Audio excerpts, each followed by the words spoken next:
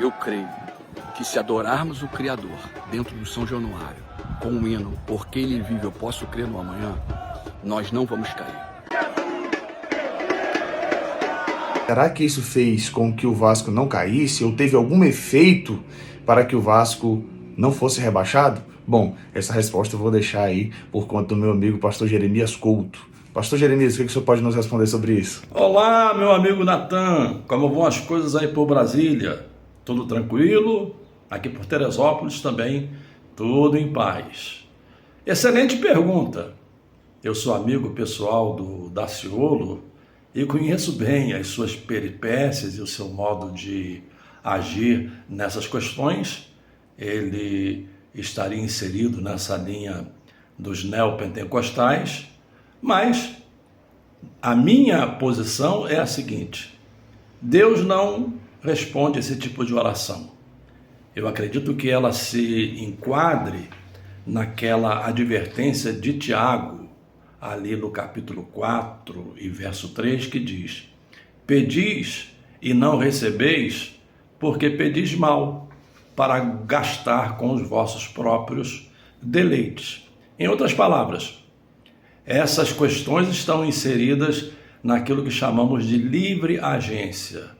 São questões periféricas, questões microscópicas, que não interferem no plano de Deus e para ele nada significa. Se eu pudesse afirmar dessa forma, eu diria: Deus deu de ombros para esse tipo de oração, como a feita por Daciolo e os seus companheiros. Deus deu de ombros porque são questões que não interferem no seu plano salvífico, na história da salvação, e de modo nenhum Deus vai estar se preocupando com essas questões menores. De qualquer maneira, fica a questão: Deus ouviu a oração de Daciolo? Claro, Deus ouve todas as orações. Nenhuma oração fica sem ser ouvida por Deus. Agora, Deus não responde todas as orações.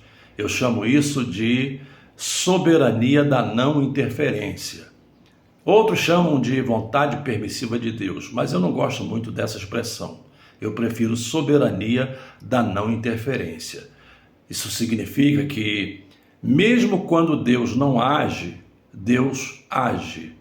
Ou, em outras palavras, mesmo quando aparentemente não há ação, só inação, ainda assim Deus age. E de que forma Deus agiu nesse caso?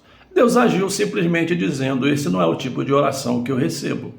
Essa oração não está conforme ao modelo de oração ensinado na própria Escritura. Então, imaginemos só, quantos pediram para que o Santos não caísse? Quantos outros, quem sabe, oraram pedindo para que o Botafogo, e olha que eu sou botafoguense, não orei. Quantos outros oraram pedindo para que o Botafogo fosse campeão? Quantas orações desse tipo foram feitas a Deus? Deus não entra nesse mérito.